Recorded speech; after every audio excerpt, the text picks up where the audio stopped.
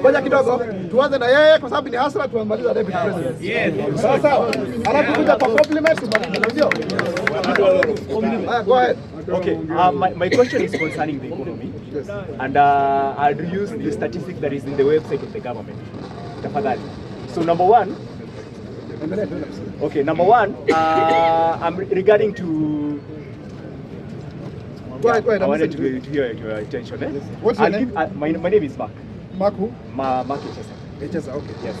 So just an observation. I put the question right. In 2013, our debt was 1.7. In 2022, our debt was 8.7. When you do the minus, the subtraction, the total debt that was accumulated between 2013 to 2022 was 7 trillion. Yes. Sawa. So our current budget year 2024-2025 was 3.7. The current ile budget ilikuwa 2023-2024 ilikuwa 3.7. If you do the cumulative figure is 7.4. But now here is the surprising thing. For the first time in our history, our concern is this.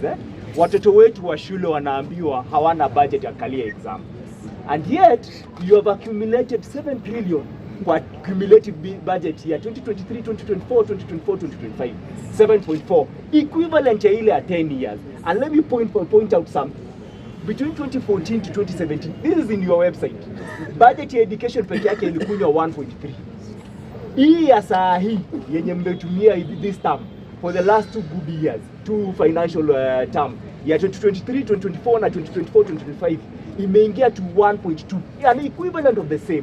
So my concern is this, mbona pesa ya exam haipatikani na ile pesa inaenda pale ni nyingi? That is my question peke yake. I really wish, ngoja kidogo. And by the way, I'm willing to engage, usifikiri ati ninaogopa. Kwanza tusikizane. Sasa hii ni saa ngapi sasa hii?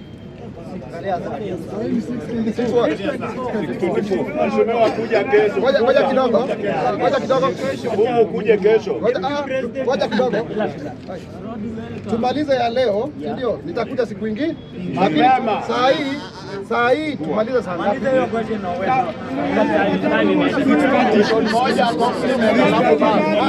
Nimeelekezwa na president, watu wengine wawili waongea alafu tumalize, si ndio? Haya, wacha nijibu kwanza hii. Wacha kidogo. Wacha nijaribu kujibu hii. My friend, I think you have done a very good thing in explaining the issue of public debt, which is a big challenge in our society. Because of the expansion of government in the year 2013, with the promulgation of the new constitution and the setting up of 47 counties, it became very difficult to balance between the roles and the functions of the national government and the ones that were devolved.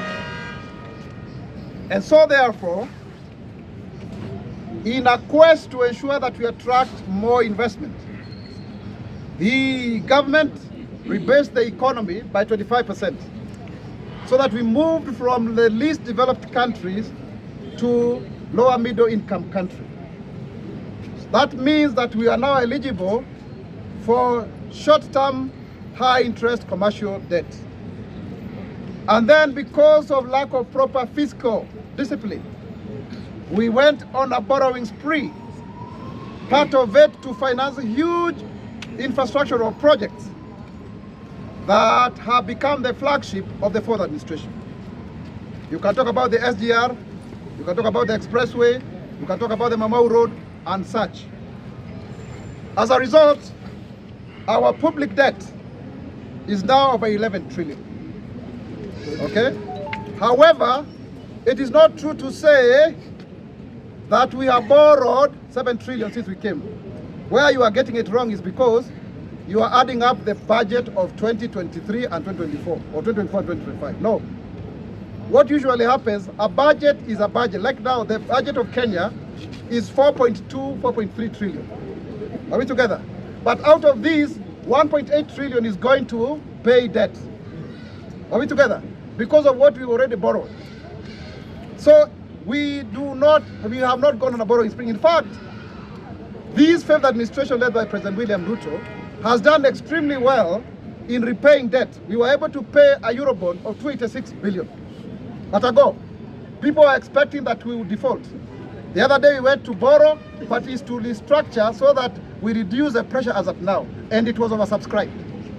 Because of the proper management of our fiscal policy, we've been able to arrest inflation to less than 5%.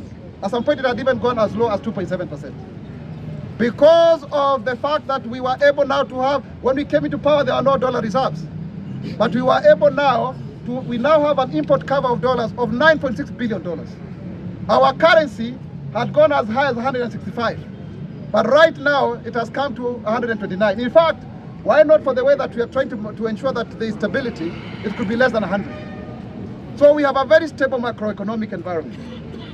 But coming now to the issue of the budget for education. In any democracy, the three main items that consume a lot of money is health and education, followed by security. That is why when you talk about the Human Development Index, health and education are very important. My office, we respond to issues on a daily basis. And I can tell you for sure without fear of doubt that the most issues that we respond to, we call them 5+1. It will be health, it will be education, it will be security, it will be the economy, it will be the issues to do with the policy or politics. So health and education are important, and so they consume a huge chunk of our budget. But I am glad to report to you, this week, we've been able to release the capitation for the second term up to 22 billion shillings. So hiyo pesa imeenda mashuleni. We've also introduced a new system called Chemist, so that it is able to trace every child. Tusikuwe watu wanasema kuna watu 20 kwa darasa ni watu 10. To make sure that we have textbooks that they go all the way to the one that you are using. On exams, no parent is going to pay exams. The government is taking care of that. We are spending about 6 billion to make sure that we pay for KEPSEA, KEJESEA, all of those shares, zote, kapea na zingine kama hizo. So anyone who is saying that we are going to pay, no. We've already discussed this. That decision is awaiting cabinet approval, but I want to tell you without fear of doubt, as the government spokesman, that we are not going to have parents pay for the exams. And we are going to build local capacity to ensure that everything works well. So I think I have answered your question, and please get your facts right. Our economy is 17 trillion shillings. Our debt is about 63% of the GDP. It is sustainable. Sawa sawa.